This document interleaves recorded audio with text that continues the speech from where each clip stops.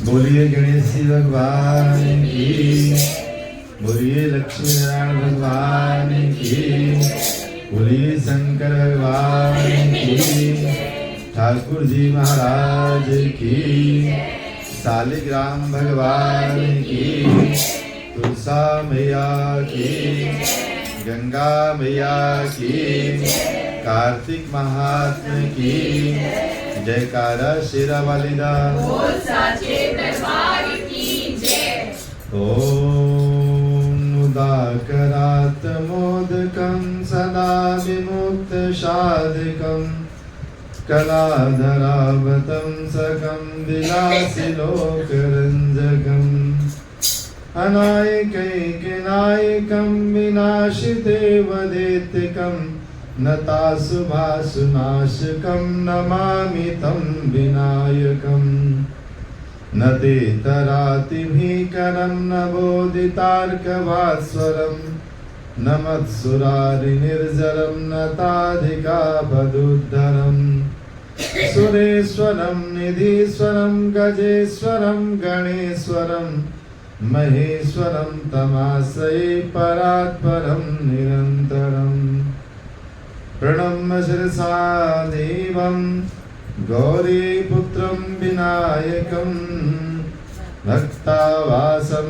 स्मरे नित्यं आयुकामार्थसिद्धये।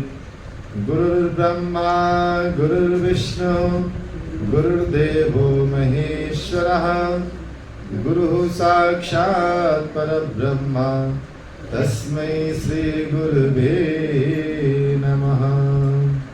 सशंखचक्रं शकिरीटकुण्डलं शपीतवस्त्रं सरसीरुहक्षणं शहारवक्षस्थलकौस्तुभाश्रियं नमामि विष्णुं शिरसा चतुर्भुजं। मूकं करोति वाचालं पंगुं लंघयते गिरिं यत्कृपातमहं वन्दे परमानन्दमाधवम्। नाहं वसामि वैकुण्ठे योगिनां हृदयेन च मद्भक्त्या यत्र गायन्ति तत्र तिष्ठामि नारदः। गंगा पापं शशितापं दैन्यं कल्पतरोस्तथा पापं तापं तथा दैन्यं हन्ति सज्जनसंगमः। त्रिनेत्राय नमस्तुभ्यं उमादेहार्धधारिणे त्रिशूलधारिणे तुभ्यं भूतानां पतये नमः। या देवी सर्वभूतेषु शक्तिरूपेण संस्थिता नमस्तस्यै नमस्तस्यै नमस्तस्यै नमो नमः।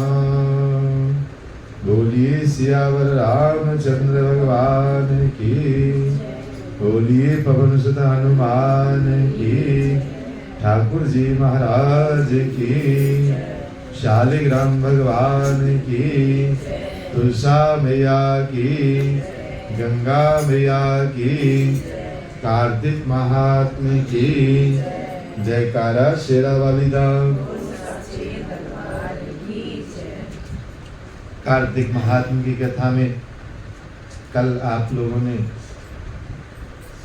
हर की पौड़ी पर बैठ के माता तुलसी का महात्म्य सुना और आंवला का महात्म्य सुना।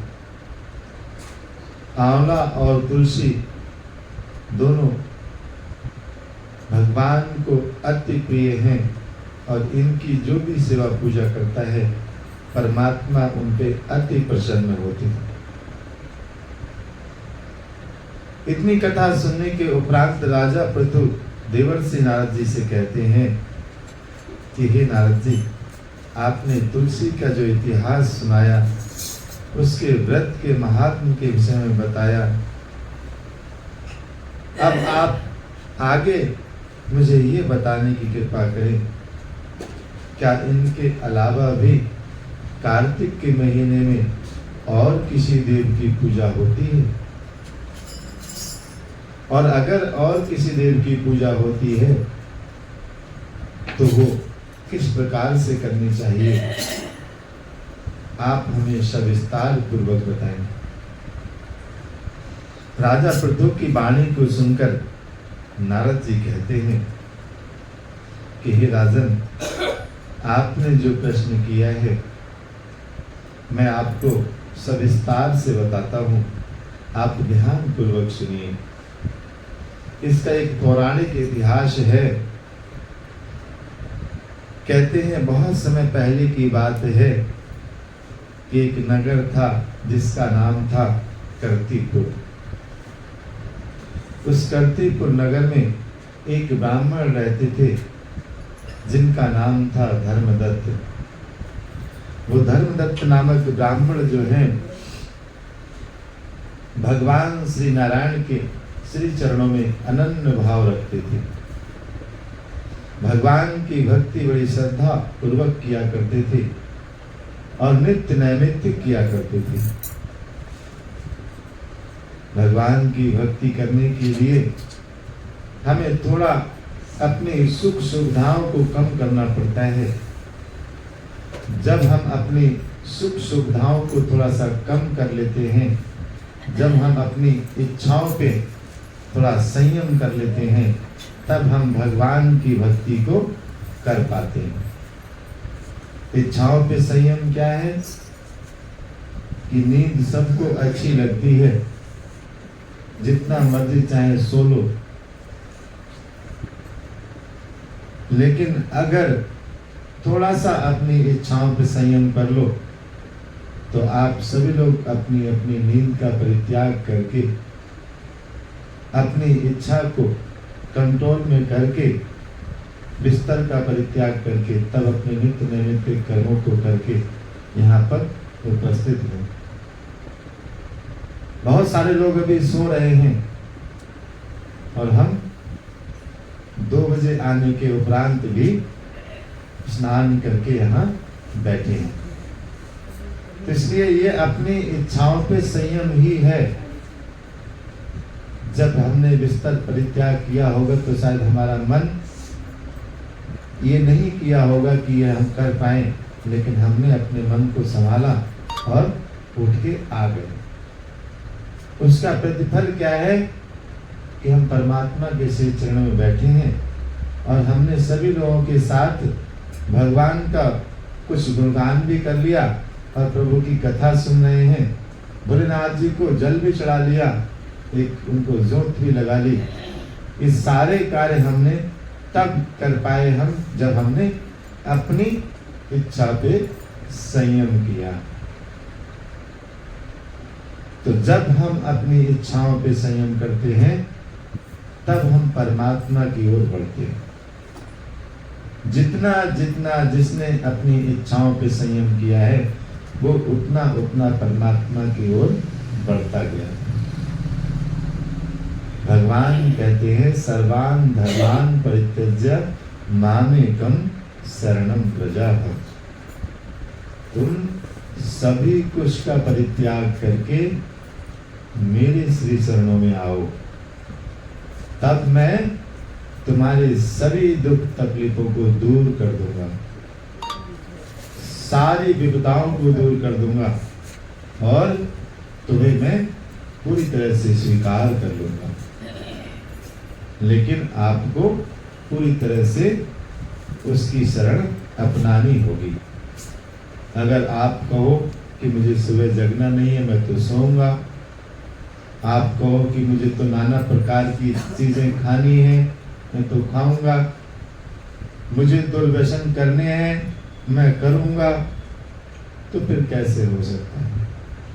कहते हैं हमारे हृदय में अगर नाना प्रकार के विकार भरे रहेंगे, अगर गंदगी भरी रहेगी, तो परमात्मा वहां कैसे बैठेगी? भगवान को तो हम बिठालते हैं तो बाहर देखो कितना सुंदर एक चौकी लगाते हैं, आसन बिछाते हैं, साफ सुथरा करते हैं, उनको इतने अच्छे से बिठालते हैं, तब कहीं वो उस चौकी पे बैठते हैं। ऐसे ही आपको जब अपने हृदय की चौकी पे उनको बिठालना है तो आपको अपना हृदय पवित्र करना होगा, स्वच्छ करना होगा, तब परमात्मा वहां विराजेंगे। इसलिए अपने हृदय को पवित्र करने के लिए हमारे विचारों की पवित्रता बहुत ही आवश्यक है। तो जो धर्मदत्त नामक ब्राह्मण हैं वो भगवान के श्री चरण में अनन्य अनुराग रखते हैं। वो आठों प्रहर भगवान की भक्ति में तल्लीन रहते हैं। वो कार्तिक का व्रत भी करते हैं, वे एकादशी का भी व्रत करते हैं, अमावस पूर्णिमा आदि आदि है उस पर विशेष भगवान की आराधना करते हैं। जब जब कोई पर्व आता है तब तब भगवान की विशेष रूप से पूजा करते हैं और भगवान के श्री चरणों में अनवरत रूप से अपने मन को लगाए रखते हैं। मंदिर में जाते हैं, जागरण करते हैं, भगवान के सामने धूप दीप फल आदि जो भी कुछ है वो सब अर्पण करते हैं। प्रतिदिन चाहे मौसम कैसा भी हो, वो अपने जो नित्य नैमित्तिक कर्म है उसको बिल्कुल भी कम नहीं करते। पूजा करते करते समय व्यतीत हो जाता है, बहुत समय निकल जाता है। एक दिन की बात है कि वो ब्राह्मण देवता भगवान का पूजन करने के लिए जा रहे होते हैं।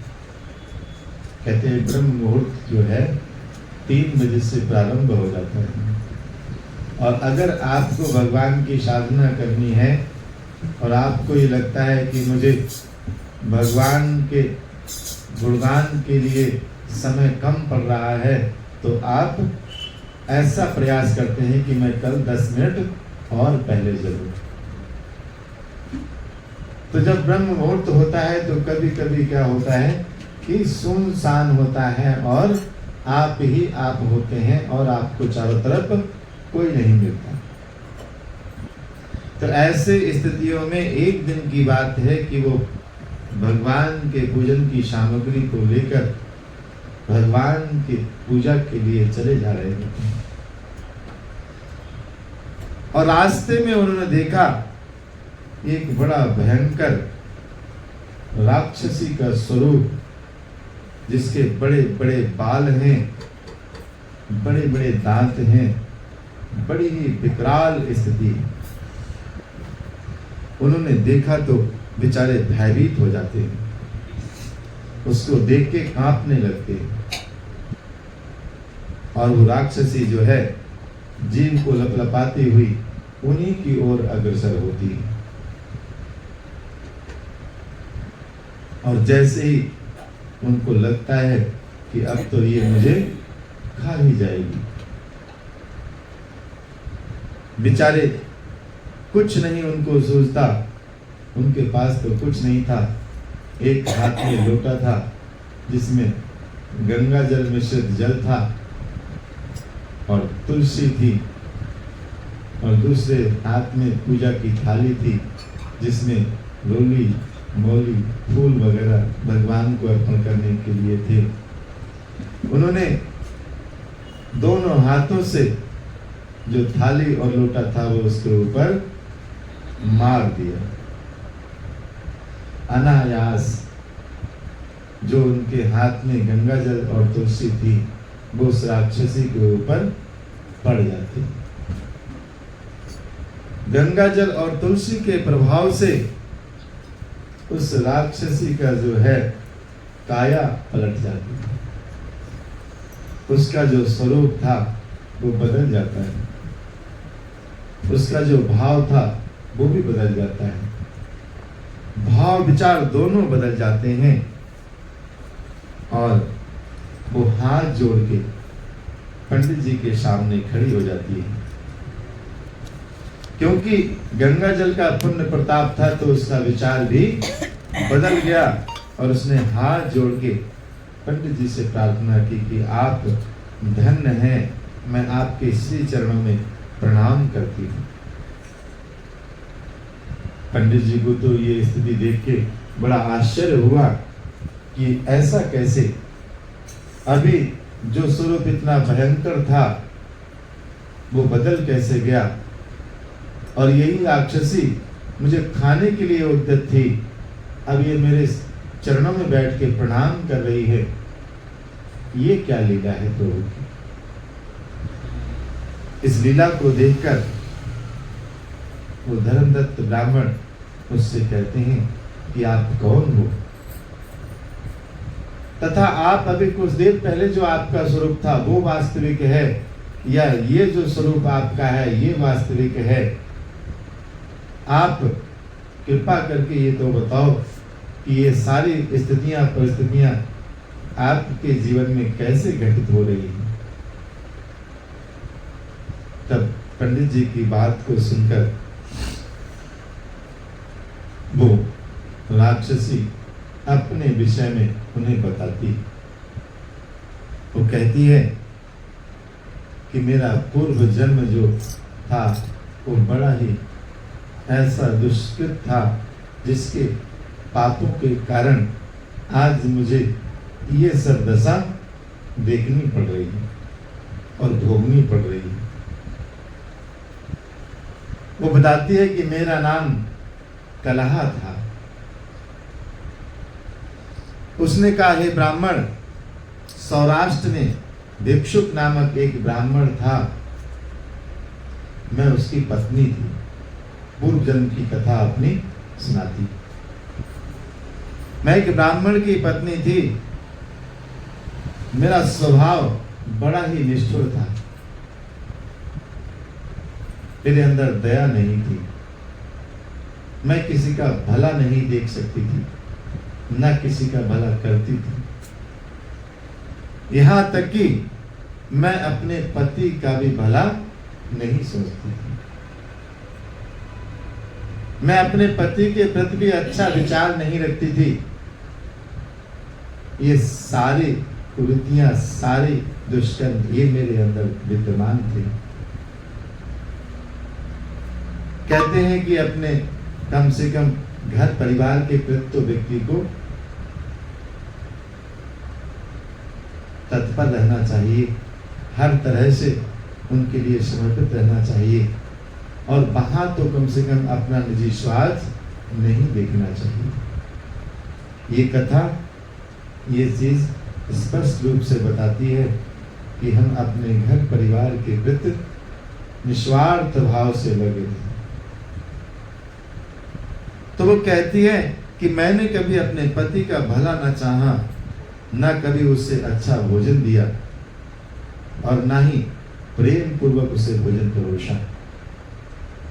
भोजन बनाना, भोजन खिलाना, ये दोनों चीजें स्त्रियों का कर्तव्य होता है, लेकिन सभी घरों में, सभी स्त्रियों के अंदर ये चीजें भिन्न भिन्न रूप में होती हैं।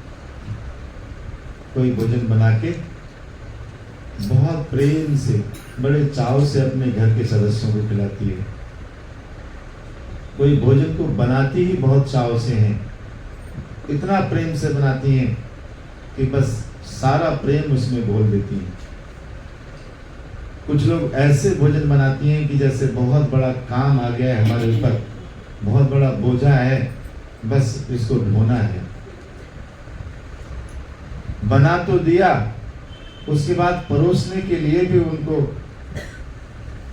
स्नेह नहीं, प्रेम नहीं, अपने आप ले लीजिए, खा लीजिए। और अगर परोस भी दिया तो आपने थाली परोस दी और उसके बाद आपको पता ही नहीं है कि खाने वाले की थाली में भोजन की जरूरत और भी है या नहीं है। उसे सब्जी चाहिए, या उसे और चपाती चाहिए, या उसे नमक मिर्च वगैरह कुछ ठीक लग भी रहा है या नहीं लग रहा है, इसको देखने की आवश्यकता नहीं होती। तो भोजन अगर किसी को आप कराते हैं, तो अगर आप प्रेम से कराते हैं, तो भोजन करने वाला व्यक्ति इतना तो महसूस ही करता है कि भोजन कराने वाले के भाव कैसे हैं। बेशक घर का सदस्य आपसे वो चीजें बार बार या रोज ना कहे, शायद धीरे धीरे वो अपनी आदत डाल लेता है कि ये ऐसा ही अब होगा, तो कहने का कोई फायदा नहीं। लेकिन बहुत सारे लोग इस प्रकार से करते हैं। तो वो ये कहती है कि मैंने कभी अपने पति को प्रेम से भोजन तक नहीं दिया, मैं प्रतिदिन उससे लड़ा करती थी और ऊपर से लड़ाई करती हूँ। लड़ाइयाँ क्या करती हैं? आपने ऐसा कर दिया, आपने वैसा कर दिया, आप सुनते नहीं हैं, आप मानते नहीं हैं, आप मन की करते हैं और आपका जो मर्जी चाहे वो कर देते हैं। धन कमाते हैं आप, लेकिन आपको पता ही नहीं है खर्च कैसे करना है। आपने अपने भैया को दे दिया कि आपने अपनी भाभी को दे दिया, आप अपने माता पिता के लिए मरे जाते हो, आप फलाने करते हो।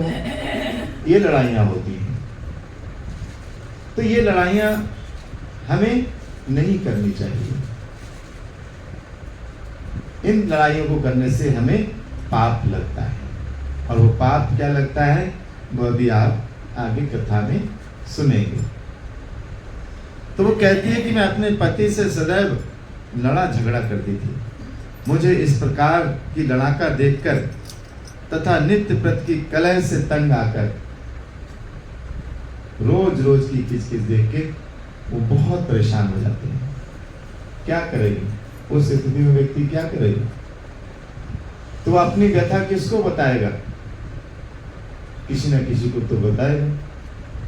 जबकि ये आपका हिस्से में आता है कि उसकी जो परेशानियां हैं वो आप सुने, लेकिन आप ही के कारण वो परेशान है, तो फिर आपको कैसे सुनाएगा? तो उस ब्राह्मण ने नित्य प्रति की इस स्थिति को देखते हुए तंग आकर सोचा कि अब इनके साथ मेरा गुजारा आगे बहुत अच्छे से नहीं हो सकेगा, अथवा जीवन को जीने के लिए मुझे कुछ और सोचना चाहिए। तथा उन्होंने दूसरा विवाह करने का निश्चय किया कि अब मैं दूसरा विवाह करूंगा। उन्होंने दूसरा विवाह करने का निश्चय किया तो वो कहती हैं कि यह सुनकर मुझे बहुत कष्ट हुआ, अंदर से मुझे बहुत कष्ट हुआ, और जब इतना कष्ट हुआ मेरा बस नहीं चला तो मैंने क्या किया कि जहर खा लिया। अब जहर खा लिया और जहर खाकर मैंने अपने प्राणों को समाप्त कर दिया। उसके बाद मेरी मृत्यु हो गई। अब ये अकाल मृत्यु कहलाती है। अकाल मृत्यु जब होती है तो उसको प्रेत योनि प्राप्त होती है। जब तक उसका समय पूरा नहीं होता तब तक उसे प्रेत योनि में भटकना पड़ता है, क्योंकि आपने अपने ही साथ घात कर दिया। क्या जरूरत थी ये सब करने की? अपने आचरण को थोड़ा सुधार लेते, सब कुछ ठीक हो जाता। लेकिन नहीं, ना हम अपने आचरण को सुधारेंगे, ना हम सुधरेंगे, और ना हम किसी कार्य के लिए क्षमा याचना कर सकते हैं, क्योंकि हमारा अहंकार हमें ये सब करने की अनुमति नहीं देता है।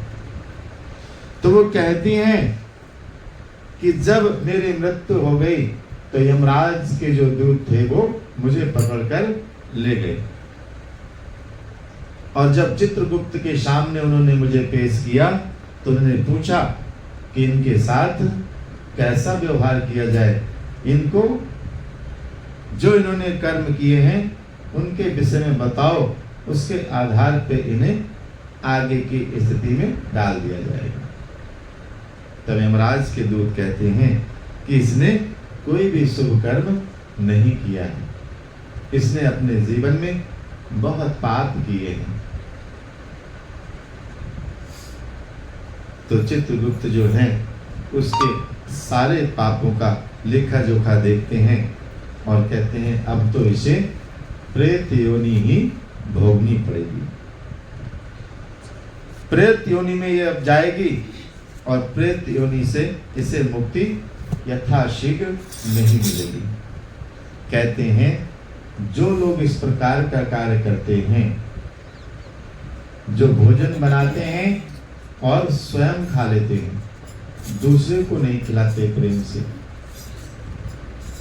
जो भोजन बनाते हैं और अपने लिए अच्छा भोजन निकाल के पहले रख लेते हैं कि हमारे लिए घट ना जाए,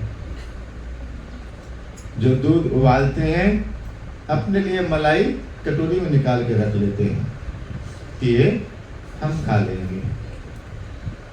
4 सब्जियां बनी हैं, जो 2 सब्जियां बड़ी अच्छी हैं और थोड़ी सी कम हैं, तो अपने लिए कटोरी में निकाल के पहले रख लेंगे कि हमारे लिए बचनी चाहिए, दूसरे के लिए चाहे बचे चाहे ना बचे। और जैसे ही वो थोड़ी खत्म हुई, कह दिया भाई खत्म हो गई सब्जी, बस अब नहीं है। हमने उसको कटोरे में ढक के रख दिया है, जब हमारा नंबर आया तो हमने पा लिया आराम से। ऐसा भी होता है, हम लोग नहीं करते होंगे, ये बहुत अच्छी बात है, लेकिन ऐसा भी होता है। जो लोग ऐसा करते हैं, कहते हैं अगला जन्म उन्हें सुकरी का मिलता है। सुकरी का मतलब सुअर, जो विष्ठा खाते हैं। तो कहते हैं कि इस तरह का इसने कर्म किया ऐसे, इसलिए इसे सुकरी का जन्म दिया जाएगा और ये विष्ठा खाएगी, क्योंकि इसको अपनी जिह्वा पे संयम नहीं। जबकि हमारी माताएं बहनें तो ऐसी हैं कि अपने लिए बचे ना बचे कोई बात नहीं, रूखा खा लेंगे कोई बात नहीं, आधा बचा कोई बात नहीं, अपने लिए वो कभी भोजन दोबारा नहीं बनाती हैं और जो भी बचा है वो खा लिया बस।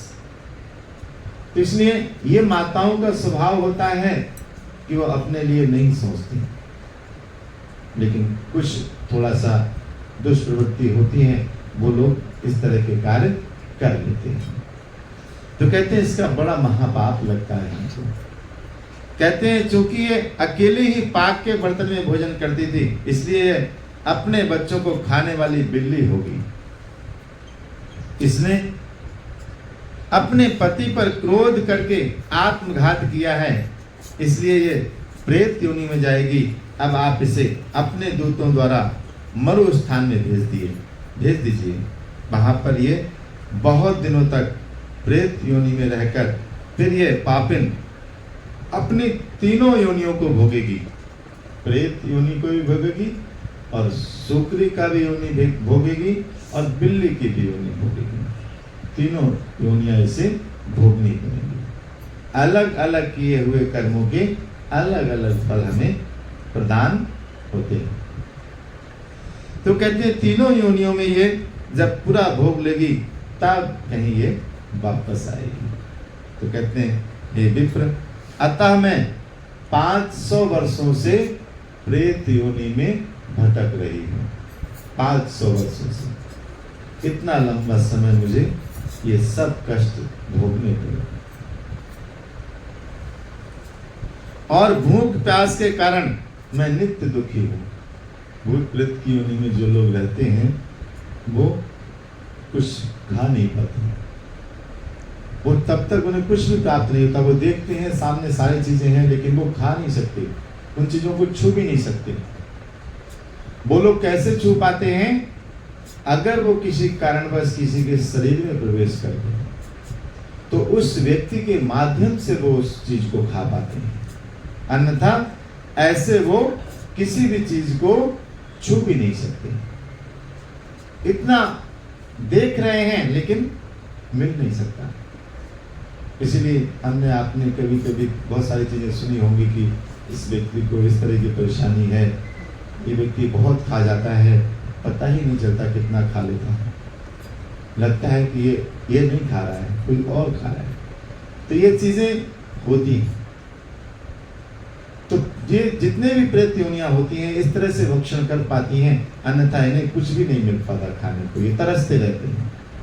तो कहती है मैं इतने दिनों से भूख प्यास से बेचैन हुई इधर उधर भटक रही थी। एक दिन की बात है कि मैं एक वैश्य के शरीर में प्रवेश कर गई, और वैश्य के शरीर में प्रवेश कर गई, और उसके शरीर द्वारा मैं कहाँ चली आई? कृष्णा और बेणी नदी के तट पर। कृष्णा और बेणी नदी के तट पर मैं आ गई, और इस देश में मैं आ पहुंची। मैं उस वैश्य के शरीर में रहती थी कि एक दिन की बात है कि वो बहुत परेशान था, तो कोई पुण्यात्मा व्यक्ति आया और उसने मुझे उसके शरीर से बाहर निकाल दिया। अब जैसे ही मैं उसके शरीर से बाहर निकली तो मेरी स्थिति फिर से वैसी ही हो गई। मुझे खाने पीने को कुछ भी नहीं मिलता था, अतः मेरा स्वरूप जो आपने देखा था वो पहले का वास्तविक ही स्वरूप था, मुझे कुछ भी प्राप्त नहीं होता था। वो कहते हैं कि उसके उपरांत मैंने देखा कि आप प्रतिदिन इस रास्ते से निकलते हैं और भगवान का गुणगान करते हुए जाते हैं। मुझे लगा कि आप इतनी श्रद्धा से भगवान का गुणगान करते हैं, कहीं आपकी थोड़ी सी अगर मेरे ऊपर कृपा हो गई तो मेरा कल्याण हो जाएगा। इसलिए मैं प्रतिदिन आपको आते और जाते देखती थी, लेकिन मेरी हिम्मत नहीं होती थी कि मैं आपके सामने आ सकूं। जितने भी भगवान का भजन करने वाले लोग हैं, ये गलत आत्माएं उनके आसपास नहीं आ सकती, क्योंकि उनके पास इतना पुण्य प्रताप होता है कि ये उनसे दूर भागती हैं। कहता भूत पिशाच निकट नहीं आवे, महावीर जब नाम सुना में। तो ये सारी चीजें जो हैं, हम जब भगवान का स्मरण करते हुए जा रहे हैं, अगर हम भगवान का नाम लेते हुए जा रहे हैं, सीताराम सीताराम सीताराम सीताराम, तो आप ये मानिए कि आपके पास कोई नहीं आ सकता। तो इसलिए हम रास्ते में भी अगर कहीं हैं तो हम भगवान का नाम लेते रहेंगे। भगवान का नाम हम लेते रहेंगे तो हमारे पास ये सब चीजें अपने आप नहीं आएंगी। तो वो कहती हैं कि मैं रोज आपको देखा करती थी, लेकिन मेरी हिम्मत नहीं होती थी। आज बड़ी हिम्मत जुटा के आपके सामने आने का प्रयास किया, और आपके हाथ में ये जो गंगा जल और तुलसी थी, इस गंगा जल और तुलसी का प्रताप था कि आप ये जो मेरा स्वरूप देख रहे हैं, ये उस गंगा जल और तुलसी की महिमा है, जिसके कारण मैं इस रूप में आपको दिखाई पड़ रही हूँ। अब मैं तो आपके श्री चरणों में प्रणाम करते हुए आपका धन्यवाद करती हूँ कि हे देवता, आपके कारण, आपके द्वारा मेरी ये गति मुझे प्राप्त हुई है। इस परेशानी से मुझे मुक्ति प्राप्त हुई है। इसलिए हे ब्राह्मण देवता, मैं आपके श्री चरणों में बारंबार प्रणाम करती हूँ। धर्मदत्त कलह की बात सुनकर और उसके पिछले कर्मों को और उसकी वर्तमान अवस्था को देखकर बड़े दुखी हुए।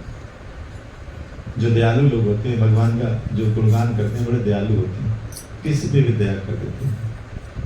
तो बड़ा दुखी हुए बेचारे, और भगवान से प्रार्थना करते हैं कि प्रभु, आपने इनको इतना कष्ट क्यों दे दिया, हमें दे दीजिए इनका कष्ट। जो पुण्यात्मा लोग होते हैं वो दूसरे का कष्ट मानते हैं, और जो दुष्टात्मा लोग होते हैं वो दूसरे को कष्ट देते हैं।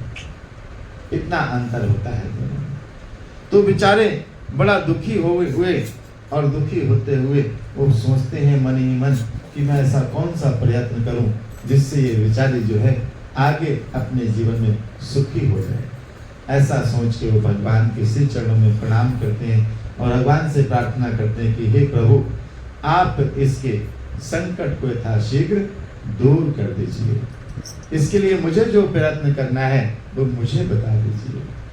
ऐसा करते करते वो जो है उसी प्रयत्न में लग जाते हैं। बोलिए लक्ष्मी नारायण भगवान की, बोलिए शंकर भगवान की, सियावर रामचंद्र भगवान की, पवन सुत हनुमान की, राधा कृष्ण भगवान की, ठाकुर जी महाराज की, शालिग्राम भगवान की, तुलसा मैया की, गंगा मैया की, कार्तिक महात्मा की, जयकारा शेरा वालिदा बोल साचे दरबार की।